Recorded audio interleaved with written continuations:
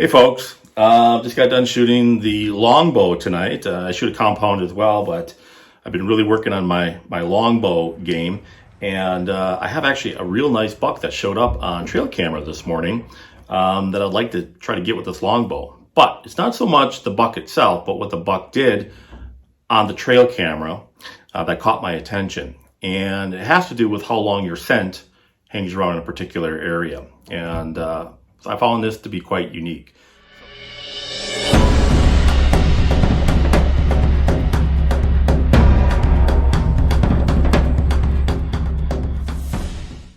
So the other day, I was on a bow hunting Facebook forum, and somebody asked a question in regards to how long does human scent still stick around the deer hunting woods, and that's still detectable by deer walking through the woods or crossing your path. From my own personal experience, I've seen max about 10 days that deer could still pick you up. I got one and I got also one laughing face. So somebody assumed that the scent doesn't stick around for 10 days. And then these trail camera pics came through this morning. And well, why don't you take a look at these pics and tell me what you think if deer can still pick you up around the 10-day or longer mark. On September 30th, I created this mock scrape. You can see that in my mock scrape video that in the description below on how I have made these mock scrapes. And I hung a Tactacam Generation 2.0 camera on this particular mock scrape. Just a note, I know some of you have seen my dog Lily with me in past videos. Lily was not with me on this particular day. It was just me. Shortly after, I had this doe and small buck come in later to this particular scrape. Now, what I found interesting was this guy here came into the mock scrape 12 days later. Now you have to understand this time of year, these bucks are still calling these regions home. You know, it's not the pre-rut yet. It's not the rut, so they're not technically traveling that much. So I'm pretty sure this guy calls this neighborhood home, and it took him 12 days to come into the area. Now he's smelling all over. He knows I've been in this particular area. If you noticed, he approaches this licking branch, and when he approaches it, he's very tentative. He doesn't come directly to it. You can tell that in his posture.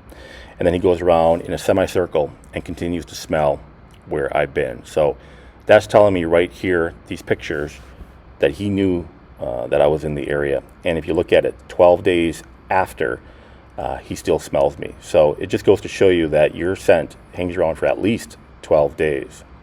Now here's a typical response of a buck coming to a licking branch. He comes right to it, has no qualms about it, smells the ground, and then moves on his way. That camera essentially was placed 6 weeks before I had this buck here on picture. So my scent was definitely gone in that 6-week time frame.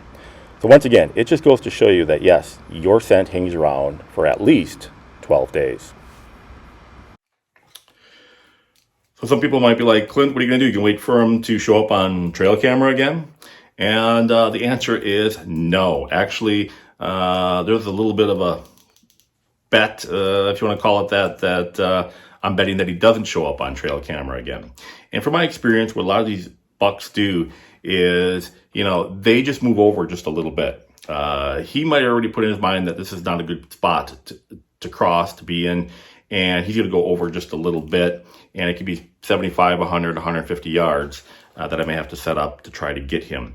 And, I believe this is his home area because it is October 12th, and, it's not the rut. So, if the rut was happening right now, there'd be that possibility that maybe he came from a mile or 2 miles away. I do believe this is his home area. Matter of fact, it wouldn't doubt me one bit that he tried to maybe even come through there that night that I put that mock scrape up, caught my wind just a little bit, and he wasn't going to come anywhere close, and it took him 12 days to finally come through that particular area.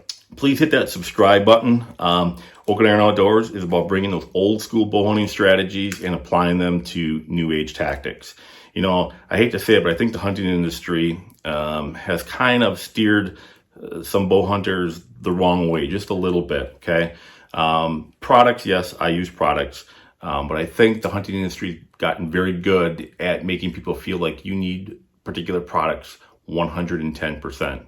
and I talk about trail cameras here today, but once again, those are just a tool for me for just inventory to find out what's in the area deer wise. The other thing too, I learned a lot from my dad and my grandfathers growing up hunting and fishing.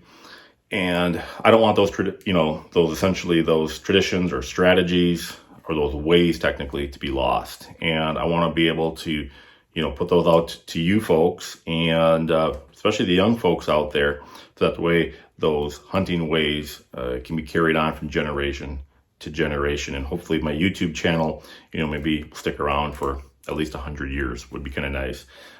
So that way people years from now can hopefully learn some of these ways that I've been taught and that I'm teaching you. All right, folks, so bow hunting is officially here, or it's officially everywhere actually, and the pre-rut's gonna be starting a lot for us Northerners. And man, I tell you, it's one of the most exciting times to be in the woods. So get out in the woods, enjoy the outdoors, shoot straight, and give it 100%. Clint from Oak and Iron Outdoors.